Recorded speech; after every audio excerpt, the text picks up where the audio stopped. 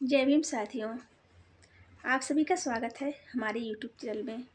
आज हम सावित्री बाई फुले की बात करेंगे।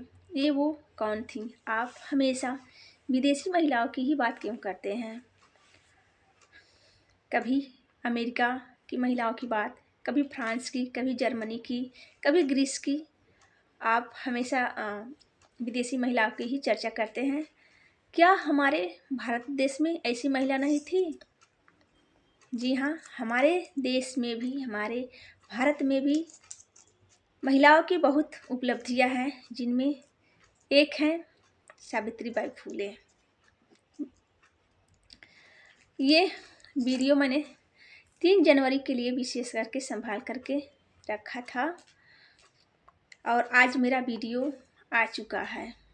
आप शुरू से अंत तक हमारे वीडियो को ज़रूर देखें और अपनी भी राय कमेंट के माध्यम से ज़रूर दें। आप अपने जीवन में हमेशा ये बात याद रखना, नारी कभी हारती नहीं, उसे हराया जाता है। लोग क्या कहेंगे नारी को, यह कह करके बचपन से ही नारी को डराया जाता है।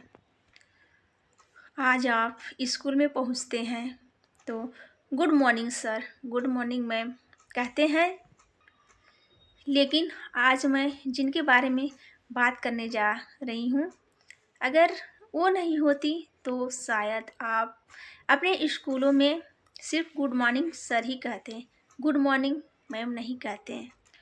और आज हम अपने वीडियो में भारत की प्रथम महिला शिक्षिका सावित्री बाई फुले के बारे में बात कर रही हूँ। और सावित्री बाई फुले को शिक्षा की देवी भी कहा जाता है। शिक्षा के क्षेत्र में सावित्री बाई फुले का बहुत ही बड़ा योगदान रहा है। आज जानेंगे कि उन्होंने कैसे कुरीतियों का सामना किया और लोग उन्हें क्या क्या कहते थे, फिर भी वह अपने लक्ष्य पर चलती रहीं और अपने जीवन में सफलता भी पाई और आगे बढ़ती रहीं। और अगर वो नहीं रहती तो शायद हम स्कूलों में, कॉलेजों में अभी हम गुड मॉर्निंग सर ही कह रहे होते, गुड मॉर्निंग मैम नहीं कह पाते। अब हम जानेंगे सावित्री बाई फुले की थोड़ा सा जीवन परिचय।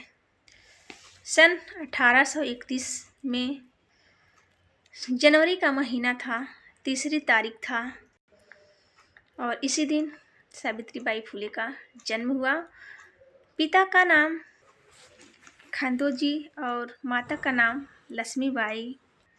जन्म स्थल सितारा जिला, महाराष्ट्र के एक पुणे में एक दलित परिवार में हुआ था। और माता सावित्री बाई फुले की शादी जो है कि 9 वर्ष में ही कर दी गई थी। बचपन से ही सावित्री बाई फुले पढ़ने में कुशल थे और एक उनकी बचपन की किस्सा है कि वह एक दिन अंग्रेजी की स्टोरी पढ़ रही थी और उनके पिताजी ने देखा तो उनकी वह किताबें फाड़ दी, उनके पन्ने को फाड़ दिया और उन्होंने बोला कि बेटी, ये हम लोगों के पढ़ने की अधिकार नहीं है और आप नहीं पढ़ सकते हो। और जब वह अपने ससुराल गए तो उनकी शादी जो था कि ज्योतिबा राव फुले के साथ हुआ था। जब ज्योतिबा राव फुले को यह बातें पता चली कि हमारी पत्नी जो हैं उनको पढ़ने की बहुत ही लालसा है, तो वह बहुत खुशी हुए और उन्होंने इन्हें पढ़ाने का प्रयास किया। घर पर तो पढ़ाना मुश्किल था क्योंकि समाज, परिवार के लोग उन्हें पढ़ने से रोकते थे। तो जब भी ज्योतिबा राव अपने खेतों में काम करने जाते थे तो सावित्री बाई पानी लेकर जाती थी, खाना लेकर के जाती थी। तो खेतों में बैठ कर के सावित्री बाई को ज्योतिबा राव फुले जी पढ़ाते थे और उनका मार्गदर्शन करते थे। अब ये बात कब तक छिपी रह सकती है? धीरे धीरे परिवार में पता चल गया गांव मोहल्ले के लोगों को पता चल गया तो क्या हुआ कि उन्हें सभी लोग दबाव बनाने लगे कि आप इन्हें क्यों पढ़ा रहे हैं, महिलाओं को पढ़ने का कोई अधिकार नहीं है। और अंततः क्या हुआ कि ज्योतिबा फूले और सावित्रीबाई फूले को घर से निकाल दिया गया। उनके माता पिता ने घर से निकाल दिया और वह घर से निकल गए, फिर भी दोनों कपल हार नहीं माने। अपने समाज के लिए दोनों व्यक्ति कुछ करना चाहते थे और उनकी हौसला भी कम नहीं हुई। वह लगातार प्रयास करते रहे और एक दिन यह आया कि सावित्रीबाई फूले ने पढ़ा और आगे बढ़ा। उनका हमेशा यही लक्ष्य था, सपना था कि हम महिलाओं के लिए एक स्कूल खोलें ताकि जो भी समाज की बच्चियां हैं जिन्हें पढ़ने से रोका जा रहा है, उनकी जो है कि पढ़ाई लिखाई नहीं हो पा रही है, उन्हें हम एक अच्छी शिक्षा दें और महिलाएं जागरूक हों, पढ़ाई लिखाई में भी हिस्सेदारी करें। और यह सपना उनका एक दिन पूरा भी हुआ। उन्होंने एक स्कूल खोला, पहली स्कूल खोला और जिसमें 150 बालिकाएं पढ़ने आने लगी और शिक्षा देने लगी। माता सावित्रीबाई धीरे धीरे भारत की प्रथम महिला शिक्षिका बन गईं।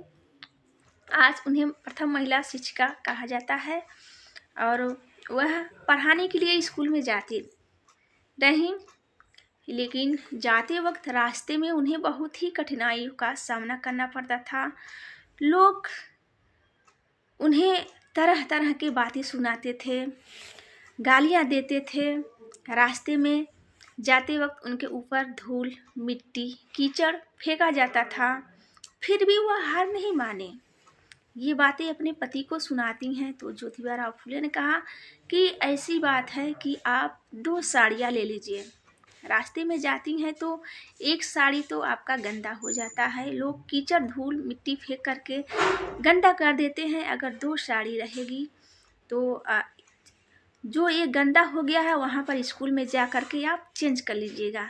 दिन प्रतिदिन यही का किस्सा हो गया। फिर भी माता सावित्रीबाई अपना हौसला बुलंद रखी और डेली अपने स्कूल में बच्चों को शिक्षा देने जाती रहीं। फिर एक दिन क्या हुआ कि एक आदमी आया और उन्हें धमकी देने लगा और बोला कि ये जो तुम कर रही हो ये अच्छी बात नहीं है, इसको तुम छोड़ दो, तुमको पढ़ाना नहीं है, बच्चियों को पढ़ाना नहीं है, आप पढ़ाने नहीं जा सकती हो। धमकी देने लगा और सभी लोग वहाँ पर देख रहे थे लेकिन उनका हेल्प करने कोई नहीं आया। तो सावित्रीबाई ने सोचा कि डेली का इन लोगों का यही किस्सा है, कब तक मैं सहूँगी, इन लोगों की बातें सुनूंगी। तो उन्होंने क्या किया कि उस आदमी को जोर सा थप्पड़ मार दिया और मार दिया। वह आदमी मार खाया, उसके बाद भाग गए। तब से उनके रास्तों में कोई भी व्यक्ति परेशान नहीं करता था, उन्हें कोई धूल मिट्टी नहीं फेंकता था उनके ऊपर और उन लोगों को सबक मिल गया और सारी कुरीतियों से बाहर निकल के माता सावित्रीबाई ने अपना एक अलग पहचान बनाया। धन्य हो माता, आप जैसी अगर माता नहीं हम लोगों की होती तो हम शायद इस लेवल तक नहीं पहुंच नहीं पाते।